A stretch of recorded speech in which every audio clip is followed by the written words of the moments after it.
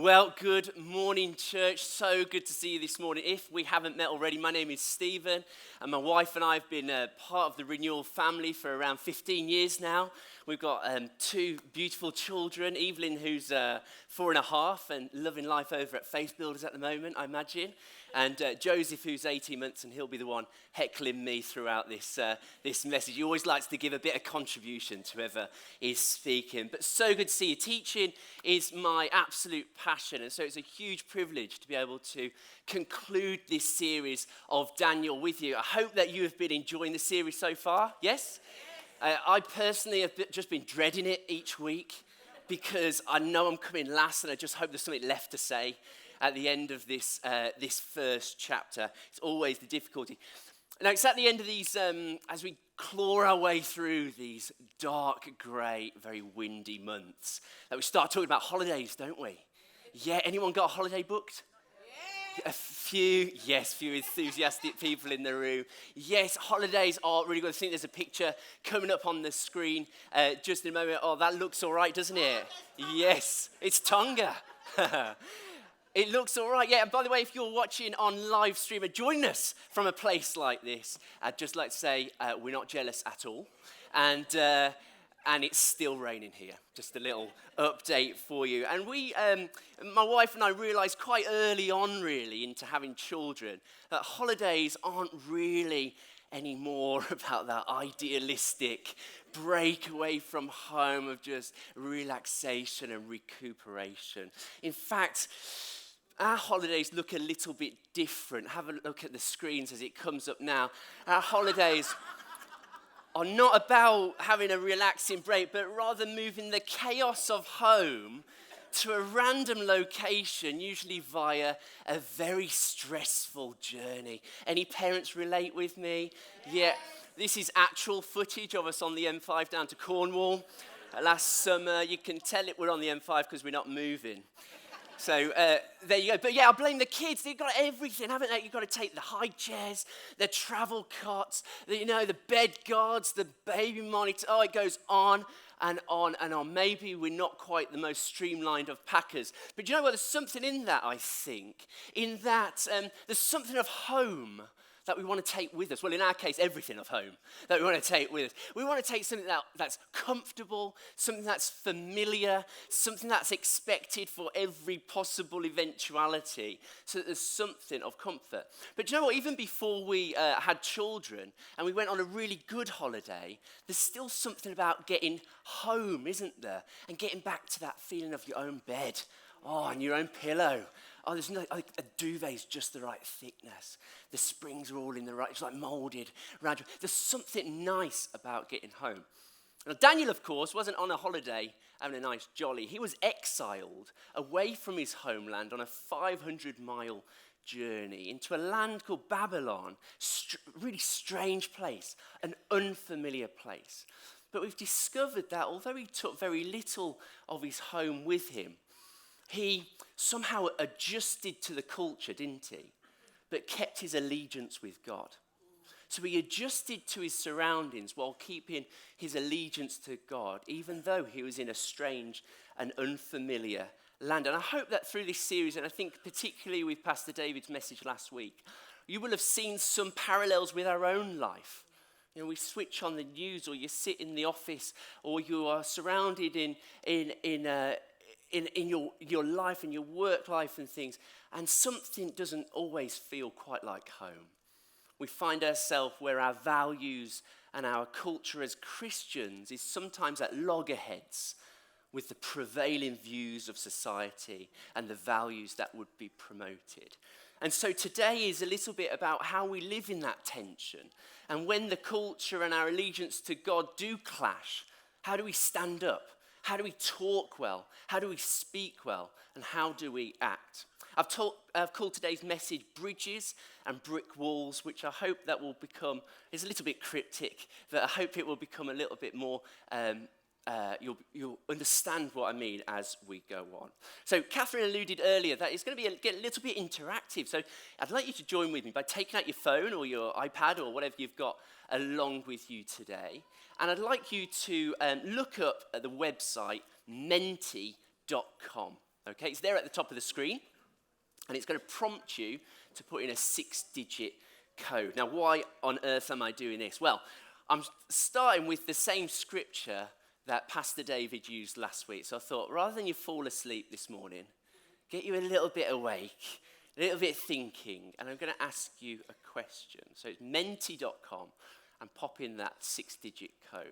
I'm going to read the passage with this interaction between Daniel and the guy that's looking after him. He's the chief eunuch. So glad Pastor Dave explained the whole eunuch thing last week, and that's not been left to me. Thank goodness. But his name is Ashpenaz, and he has this dialogue with Ashpenaz. And what I want you to look for as I read this through, and I think it will come up on the screen as well, what I want you to look for is what would you characterize this conversation like? So, for example, is it friendly? Is it defensive? Is it aggressive? Is it passive? Think of 3 words that you can pop in as I read through, okay? And they should ping up on the screen, and maybe we'll have a look at the end. So we're going from Daniel 1, verse 8 through to verse 17, if you're following, okay? So verse 8, but Daniel resolved not to defile himself with the royal food and wine, and he asked the chief official for permission not to defile himself this way. Now God had caused the official to show favor and compassion to Daniel, but the official told Daniel, I'm afraid of the Lord the king who has assigned your food and drink. Why should he see you looking worse than the other young men your age? The king would have my head because of you. Serious stuff. Daniel then said to the guard whom the chief official had appointed over Daniel, Hananiah, Mishael, and Azariah, please test your servants for 10 days. Give us nothing but vegetables to eat and water to drink. Then compare our appearance with that of the young men who eat the royal food, and treat your servants in accordance with what you see. So he agreed to this and tested them for 10 days. Now at the end of the 10 days, they looked healthier and better nourished than any of the young men who ate the royal food. So the guard took away the choice food and the wine they were to drink and gave them vegetables instead. To these 4 young men, God gave knowledge and understanding of all kinds of literature and learning, and Daniel could understand visions and dreams of all kinds. Okay, so hit submit on your suggestions. Let's see how this goes. Okay, so if we go back to the Menti slide, we should be able to see some of your suggestions coming through. Okay, maybe not. We'll give it a couple of seconds. Now, the way that this should work is that the more commonly occurring words should appear bigger on the screen, okay? So, we'll give it a couple of seconds, and if it's not working, we'll just move on.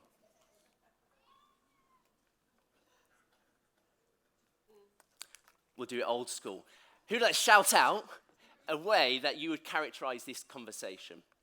Shout them out. Respectful, somebody said. Come on, work with me. Friendly, polite maybe, yeah? Anything else? Confident, pardon? Understanding, yeah, there's something a bit exploratory about the conversation. Understanding perhaps on both sides of the page. Now hold on a second. Daniel has already adjusted quite a lot to the culture, hasn't he, around him? We've been discovering through the weeks that we've been looking at that Daniel has already taken a brand new name, yeah? He's actually taken on the name of a foreign god, the chief god, Marduk. One version of that is Bel, where he gets the name Belshazzar. So he's taken on this foreign god's name. He's gone off to the University of Babylonia, where he's been trained for 3 years so that he can serve the king. He can work for the empire, the machine that is Babylon. He's learning the language as well, as we learnt through Justin as well a few weeks ago. He's doing all of this, but this is the thing that he's purposed in his heart, not to defile himself. And so this is time to stand up and fight, isn't it? This is time to make a stand.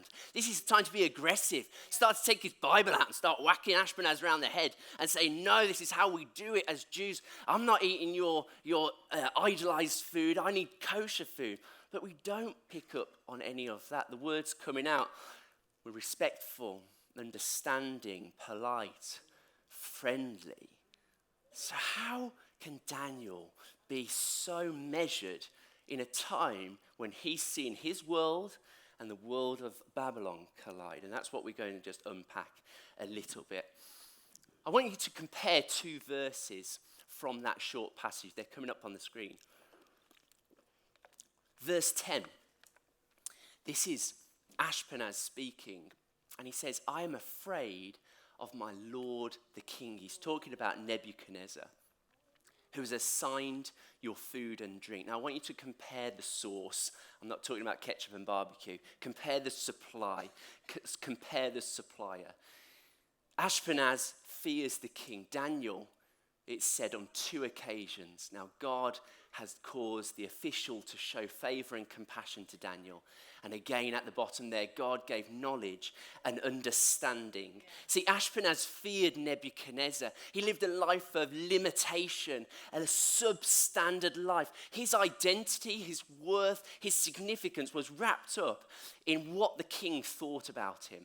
He was what we might call limited or living in fear. And we can all also live in fear, can't we? We can have anxieties and worries and things that would seek to limit us and stop us progressing.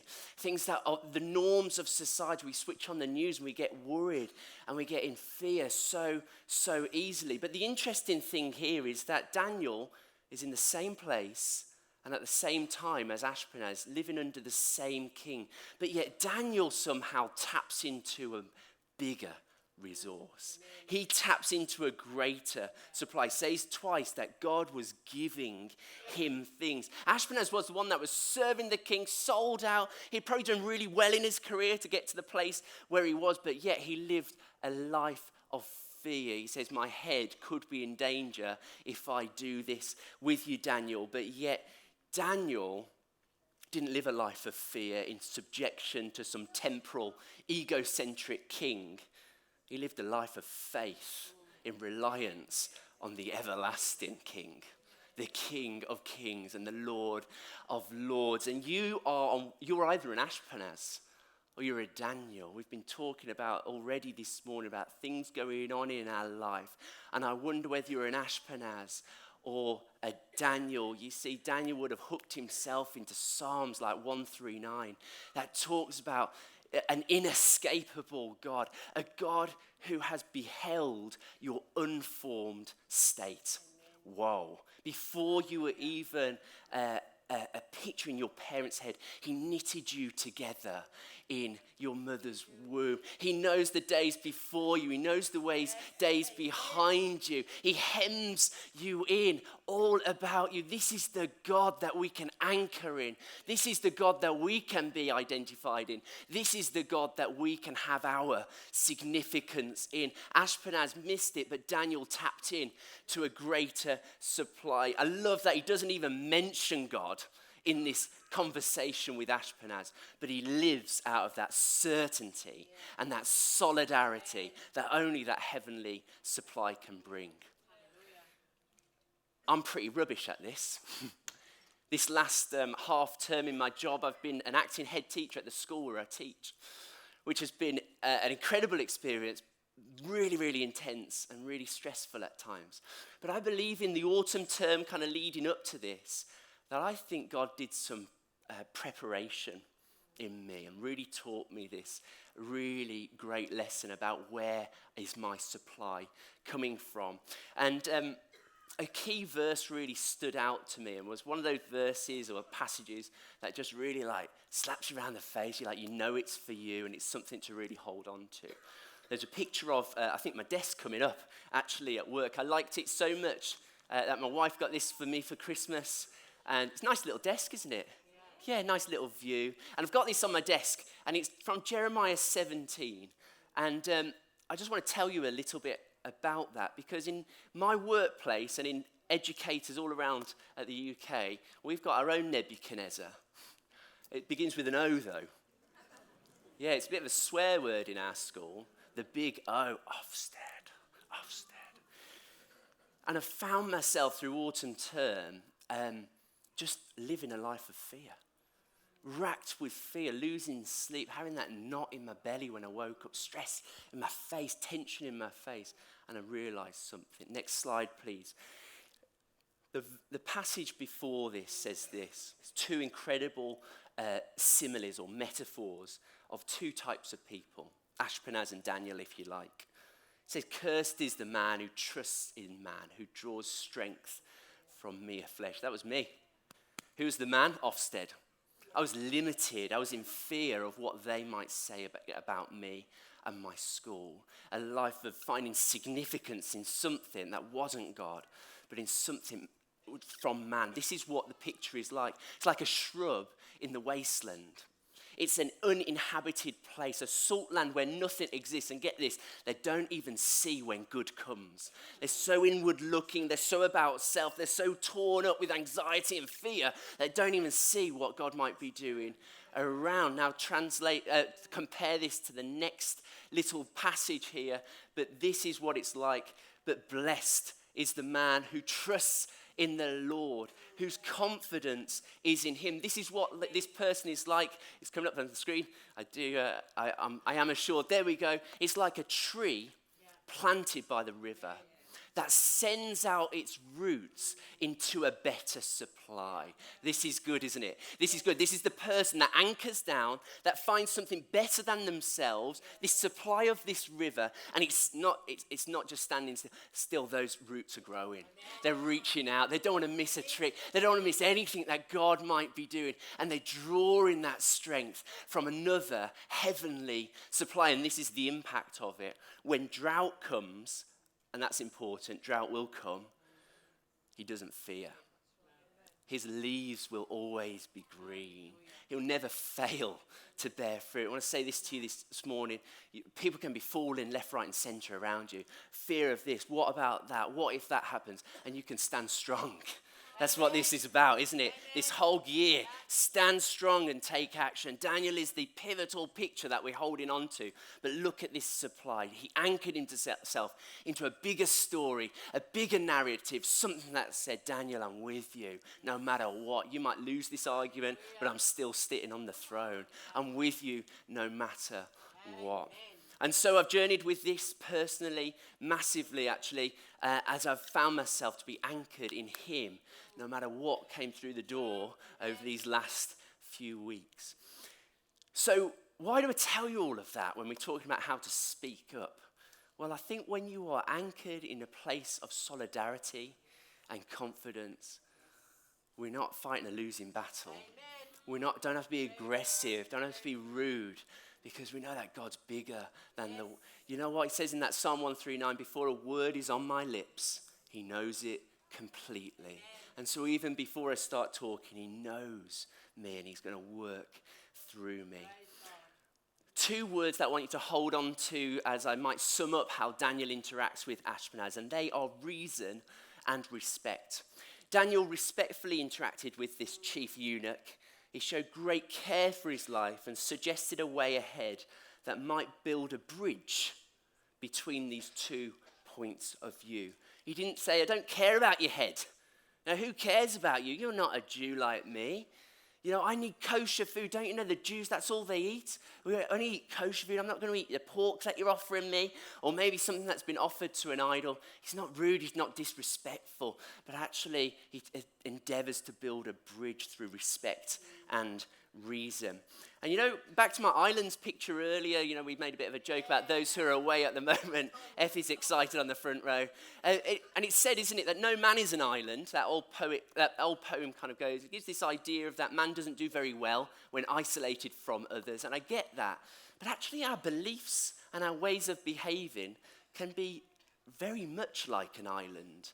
We can go into the office tomorrow or sit in the staff room tomorrow, and the people around you, their weekends will look maybe a little bit different to yours. The prevailing values that they live their life is like a completely separate island to what we might be living on. And what we need to be able to be really good at is building bridges between those different islands. Daniel found himself disconnected so many times, on many occasions, from the way of life of the Babylonians, but he purposefully connected the dots in respectful and reasonable ways. It's a bit like us. We come to church, we've got a belief system, a way of behaving, a way of speaking.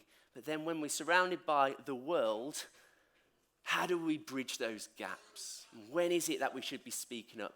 And how do we do that? Well, I'd suggest with reason and respect. Now, Jesus was pretty good at this. He was the best at this. You might have guessed.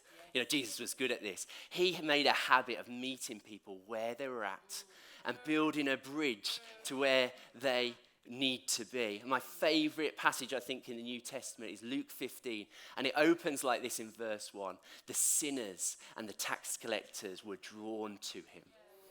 Yeah, there's something about Jesus' nature, his character, that was really infectious, that was really attractive. It was like there was bridges and inroads all over the place into Jesus' life. And he speaks in that passage about things that they get.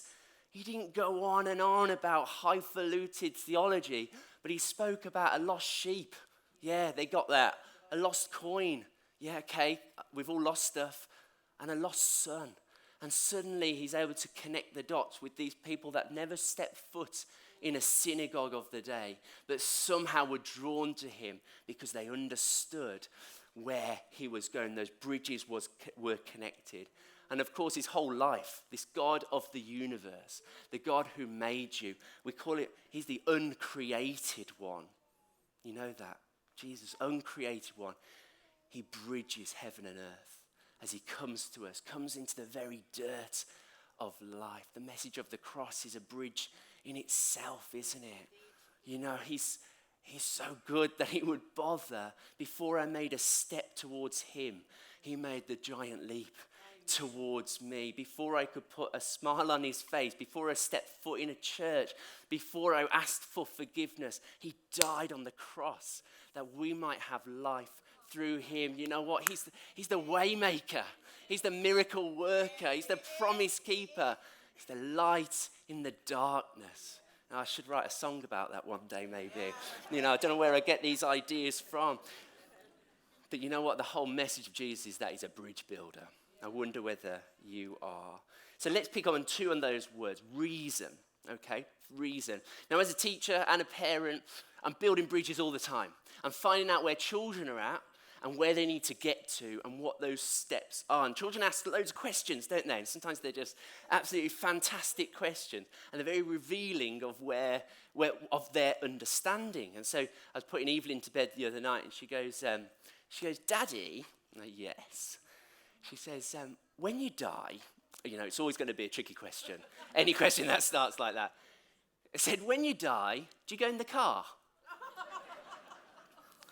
I was like, what on earth do you mean, Evelyn? She's like, when you go to heaven, do you go in the car? And I was just like laughing because I couldn't keep it. And it didn't really connect the dots very well for her there. I was just like, okay, let's just go to sleep. But you know what? We need to be pretty good at developing reasons for the way that we live. Otherwise, I think we just stay on our island. Yeah, that's just the way it is. That's just what Christians do. But if we have a reason for the way that we behave, then that transforms the way that we have dialogue with people.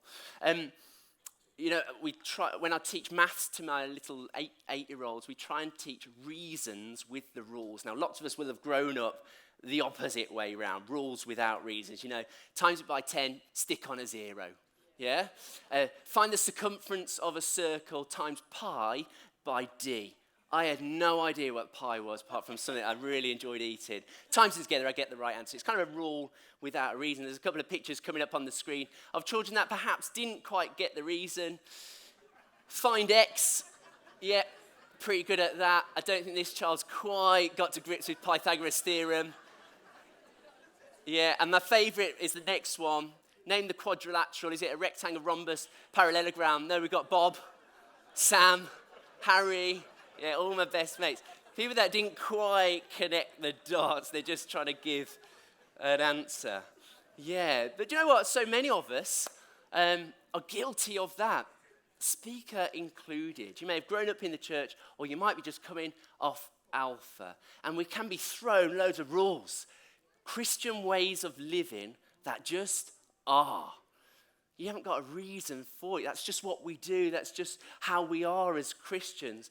And there's immaturity in that, an undevelopedness that is important for us to reason out for ourselves. Now, the Apostle Paul, when he went to the synagogue, it's coming up on the screens again, he did the opposite of what you've got here. You've got a kind of a 30-minute monologue from me.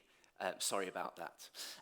But what Paul did when he was in the synagogue, he did something that was called reasoning. And every Sabbath, he reasoned in the synagogue. So I looked at what this word meant. And no, I haven't got a degree in New Testament Greek, but I am pretty good with Google.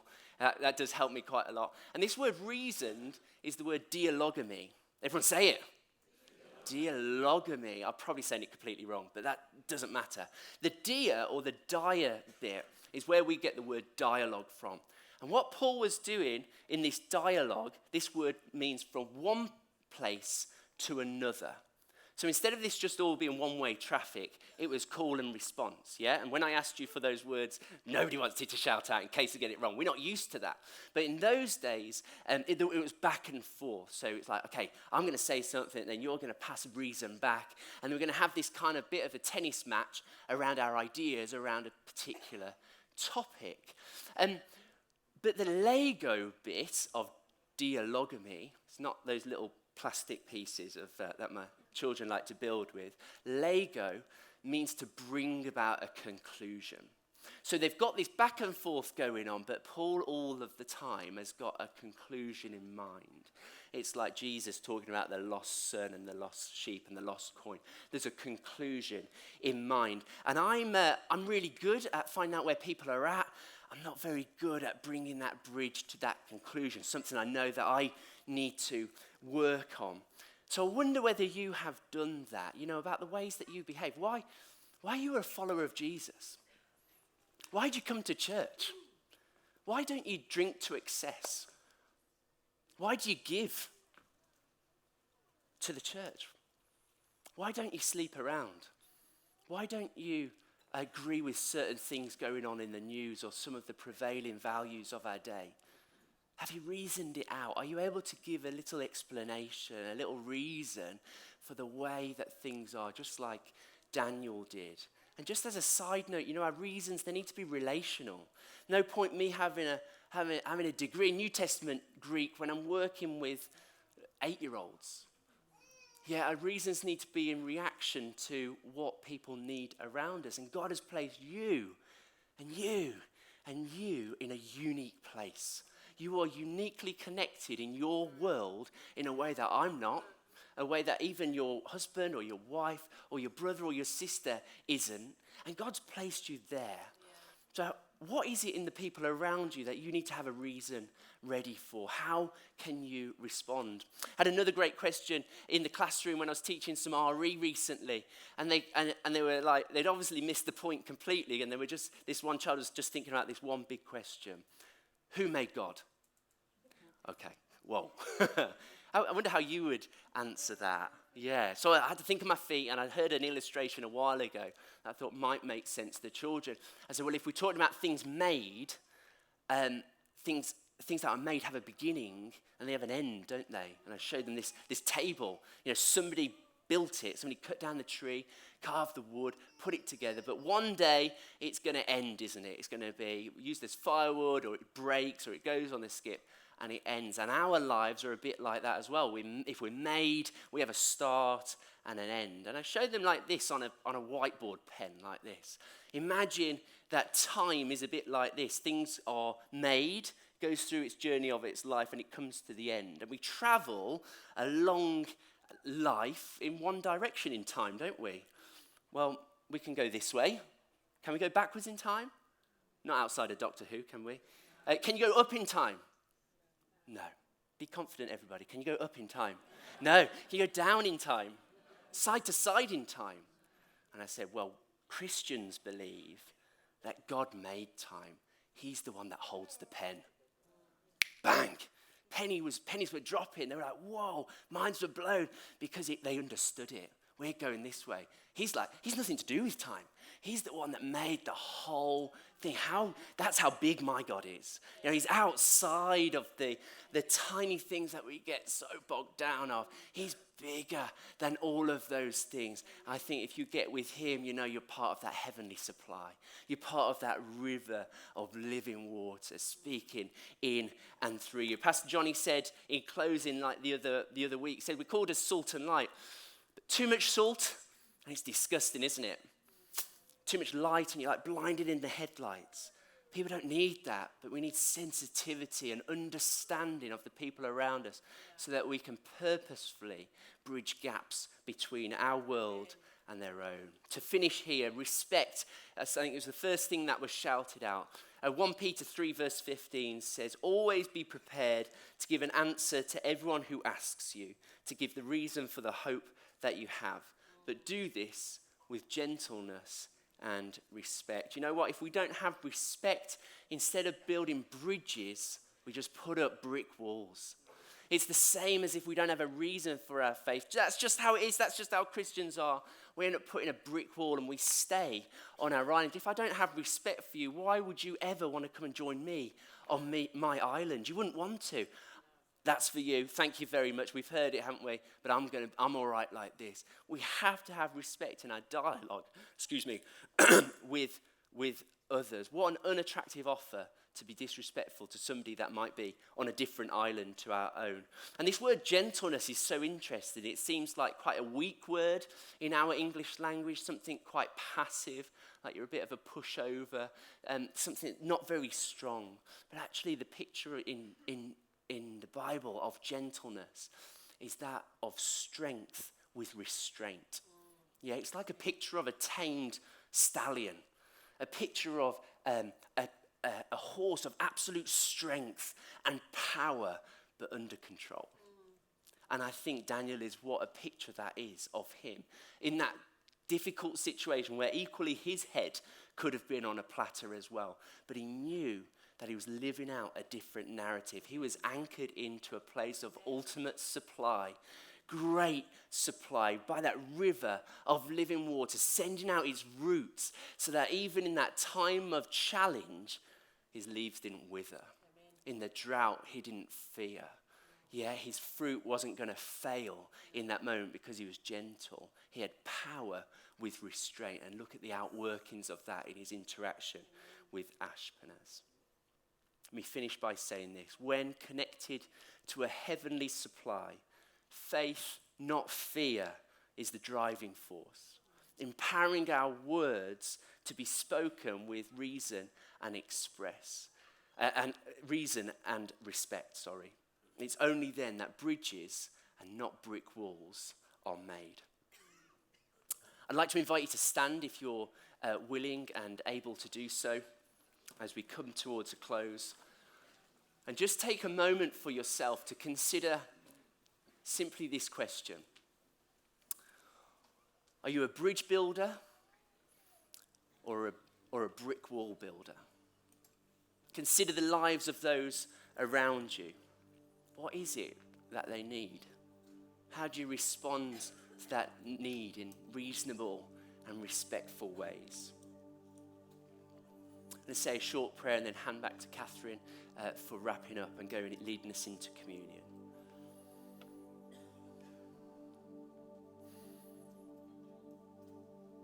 Father God, we thank you that you are our ultimate supplier. You're the one in whom we can be anchored and be ready for whatever is ahead. Help us, Lord, to learn from this series, to be a people of God who stand strong and take action at the right time. Thank you for all that you are to us. Guide us in our ways, we pray. Amen. God bless you, church. God bless you for listening online as well. Thank you.